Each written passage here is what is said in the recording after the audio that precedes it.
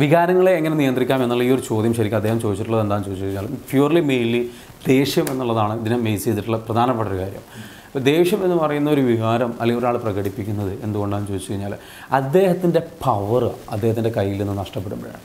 അദ്ദേഹം ഇൻസെക്യൂർഡ് ആവുന്ന ഒരാളാണ് എന്ത് ചെയ്യുന്നത്, ദേഷ്യപ്പെടുക. ഇൻസെക്യൂർഡ് എന്ന് പറഞ്ഞു കഴിഞ്ഞാൽ ഞാൻ ഈ ഒരു ഇപ്പോൾ ഫോർ എക്സാമ്പിൾ ഞാൻ ഒരാളോട് കാര്യം പറഞ്ഞു അതുപോലെ ചെയ്തിട്ടില്ല എങ്കിൽ നമുക്ക് ദേഷ്യം വരും. നമുക്കതിനെ തിരിച്ചു പിടിക്കാൻ നമുക്ക് വളരെ ശാന്തമായിട്ട് ആലോചിച്ച് കഴിഞ്ഞാൽ തിരിച്ചു പിടിക്കാൻ കഴിയും. അത് കഴിയാതെ വരുമ്പോൾ ഉണ്ടാകുന്ന ഇതിങ്ങനെ സംഭവിച്ചല്ലോ, നമ്മളൊരു അസ്വസ്ഥനാവുന്ന ഒരു അവസ്ഥ വരുന്നു. ഈ അസ്വസ്ഥത വരുന്നതോടുകൂടി എന്ത് ചെയ്യുന്നു, അതിന് നമുക്ക് ഇഷ്ടമല്ല. നമ്മൾ മനസ്സിലാക്കണമെന്ന് വെച്ചാൽ ജീവിതത്തിൽ എപ്പോഴും അസ്വസ്ഥതകളും അപ്സ് ആൻഡ് ഡൗൺസും സിറ്റുവേഷൻസ് റോങ് ആയിട്ട് പല രീതിയിലും വന്നേക്കാം. നമ്മൾ വിചാരിച്ചതുപോലെ എല്ലാം ഇപ്പോഴും നടന്നൊന്നും വരില്ല.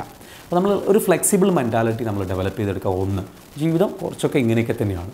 രണ്ടാമതൊരു കാര്യം എന്ന് വെച്ചാൽ നമ്മൾ പെർഫെക്ഷനിസ്റ്റ് ആവാതിരിക്കുക. അതായത് നമ്മൾ ആഗ്രഹിച്ചതുപോലെ എല്ലാം നടക്കണം എന്നുള്ള ഒരു ആറ്റിറ്റ്യൂഡ് ഉണ്ടെങ്കിൽ അത് അങ്ങോട്ട് ഒഴിവാക്കുക. അങ്ങനെ നടക്കില്ല എന്നുള്ള യാഥാർത്ഥ്യം മനസ്സിലാക്കുക.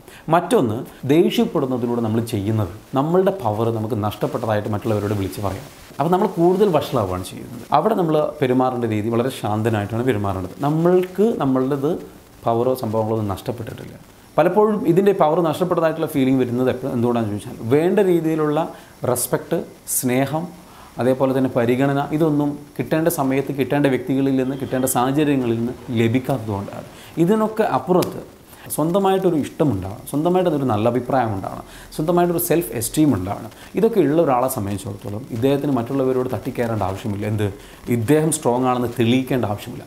സ്വന്തമായിട്ട് ഓൾറെഡി നമുക്കൊരു വാല്യൂ നമ്മൾ കൽപ്പിച്ചിട്ടുണ്ടെങ്കിൽ മറ്റുള്ളവരുടെ മക്കിട്ട് കയറിയിട്ട് വേണ്ട ആ വാല്യൂയുടെ വില കൽപ്പിക്കാൻ. അപ്പോൾ ആ രൂപത്തിൽ മനസ്സിലാക്കിയിട്ടുണ്ടെങ്കിൽ ആ ജീവിതത്തെ കാണുക, മുന്നോട്ട് പോകാൻ ശ്രമിക്കുക. നമ്മളെപ്പോഴും ചിന്തിക്കേണ്ടത് നമ്മുടെ വികാരമല്ല എന്നെ നയിക്കേണ്ടത്, വിവേകമാണ് എന്നെ നയിക്കേണ്ടത്. വിവേകം നയിക്കുന്നവർക്ക് തൊട്ട് മുൻപ് പറഞ്ഞിട്ടുള്ള കാര്യങ്ങളൊക്കെ അവർ ചിന്തിച്ച് അതിനനുസരിച്ചാണ് അവർ മുന്നോട്ട് പോവുക.